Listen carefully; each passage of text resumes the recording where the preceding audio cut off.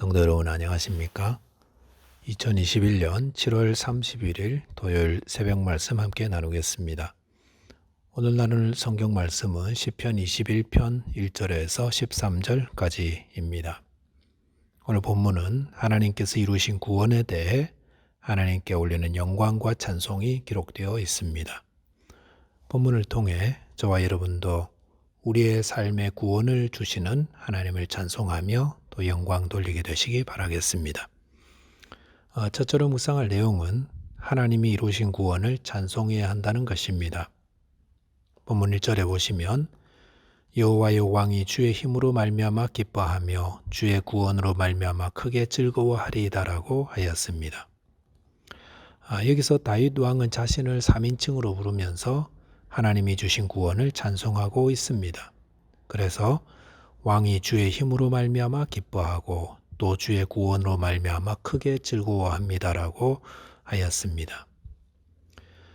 다윗은 하나님이 주신 구원을 기뻐한다고 했고 또 크게 즐거워한다고 했습니다. 이것은 억지로 마지못해 하는 그런 찬송이 아니라 감격하고 행복하며 기쁨이 충만한 찬송을 말합니다. 언제 우리가 이런 찬송을 하게 됩니까? 어둠과 절망 속에 있던 자가 구원을 받아 밝은 빛 아래에 나왔을 때 이런 기쁨과 찬송이 있습니다.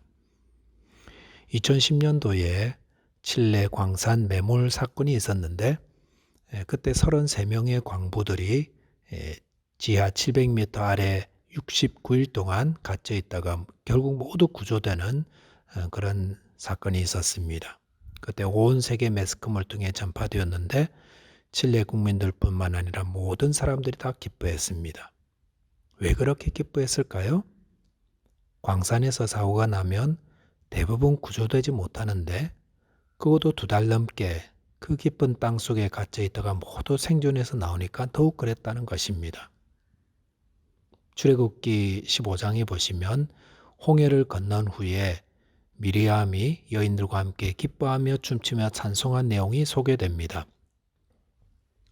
이들은 왜 이토록 기뻐하며 즐거워하고 춤췄던 것입니까?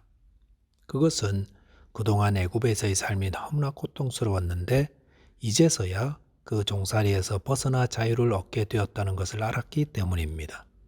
만약에 바로 왕이 선하고 인격적인 왕이어서 이스라엘 백성들에게 호의를 베풀고 친절을 베풀었더라면 이스라엘 백성들이 애굽을 빠져나왔던 사실로 인해 그렇게 기뻐하지 않았을 것입니다.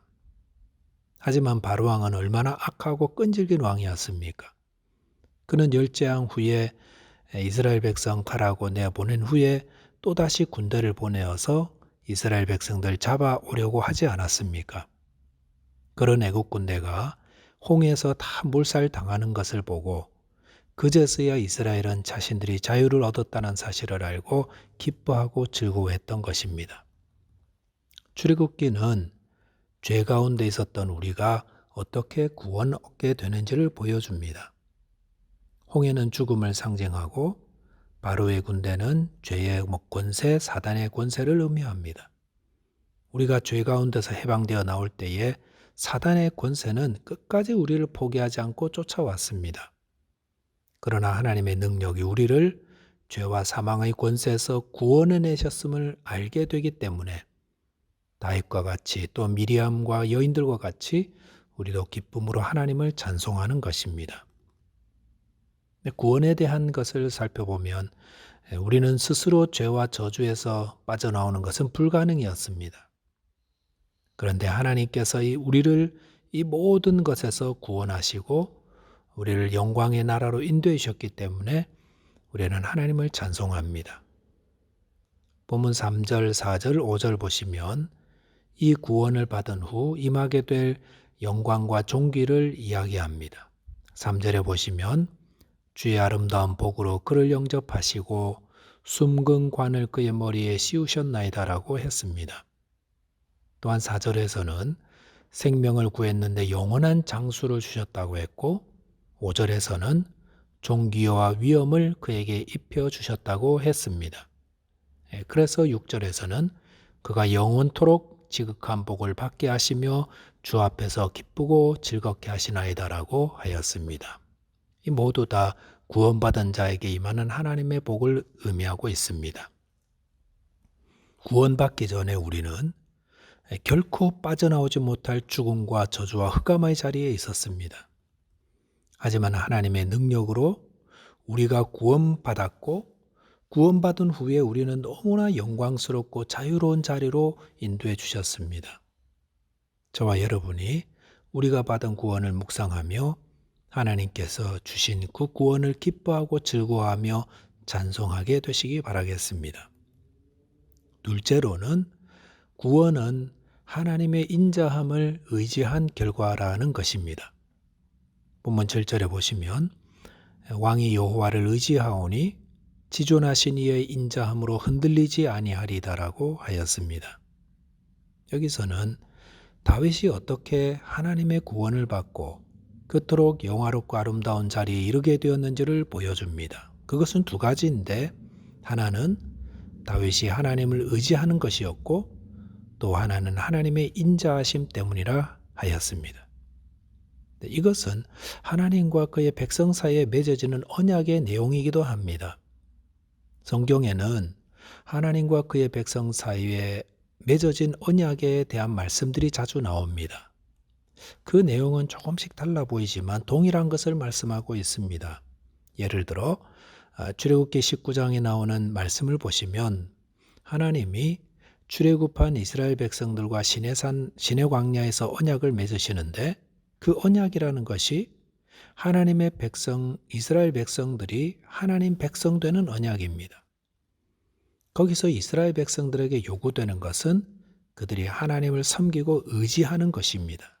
그리고 하나님은 그런 이스라엘을 그의 백성 삼아 은혜를 베푸신다는 겁니다. 이렇게 하나님은 은혜와 인자함을 우리에게 베푸시고 우리는 그 하나님을 의지할 때에 우리는 하나님과의 언약 관계 속에 있게 되는 것입니다. 그것은 예수 그리스도를 통해 우리에게 주시는 구원도 마찬가지입니다. 하나님이 예수 그리스도를 통해 새 언약을 우리에게 주셨습니다.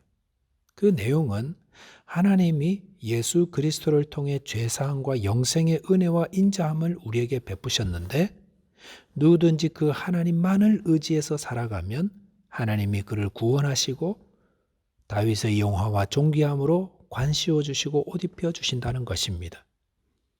하나님의 인자하심 그리고 우리가 그분을 의지함 이것이 언약의 큰 두 골격입니다. 본문 7절을 다시 보시면 다윗은 왕이 여호와를 의지하오니 지존하신 이의 인자함으로 흔들리지 아니하리다라고 하였습니다. 다윗이 하나님의 인자하심을 의지함으로 흔들리지 않는다고 했습니다. 우리는 어떻게 흔들리지 않는 인생이 될 수 있습니까? 그것은 하나님의 인자하심을 의지할 때에 가능한 것입니다. 내면이 흔들리면 아무리 많은 성공을 거두어도 다 무너지고 맙니다. 하지만 내면이 견고하면 나머지는 어떠해도 다 괜찮습니다. 다윗이 그 많은 어려움 속에서도 흔들리지 않고 끝까지 승리할 수 있었던 이유가 어디 있었을까요? 그것은 하나님의 인자하심을 의지하였기 때문입니다. 살아가면서 늘 좋은 일만 있는 것은 아닙니다. 때로는 원치 않는 일이 생기기도 하고 이번처럼 록다운으로 인해서 여러 가지 불편함을 겪으며 살아가게 되고 또 언젠가는 죽음의 자리에 이르기도 합니다. 그럴 때에 내면이 흔들리는 분들은 삶 전체가 위협을 받습니다. 하지만 내면이 흔들리지 않으면 다 괜찮습니다. 좀 힘든 일 당해도 괜찮고 아무래도 괜찮습니다. 그렇다면 이 내면의 견고함은 어디서 나옵니까? 다윗은 하나님의 인자하심을 의지하기 때문에 흔들리지 않는다 하였습니다.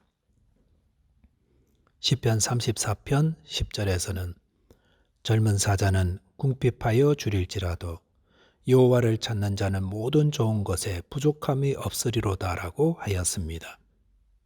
하나님은 그를 찾는 모든 자에게 인자를 베푸시고 흔들리지 않는 인생, 부족함 없는 인생 되게 해 주십니다. 예수님은 수고하고 무거운 짐진 자들아 다 내게로 오라 내가 너희를 쉬게 하리라 말씀하셨습니다. 성도 여러분, 다윗과 같이 하나님을 의지하시기 바랍니다. 절대로 하나님을 향한 믿음 포기하지 마시기 바랍니다.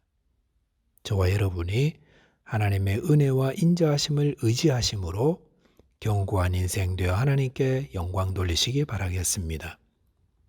말씀 정리하겠습니다. 하나님이 우리를 깊은 수렁과 흑암의 권세에서 건져내시고 구원하셨습니다.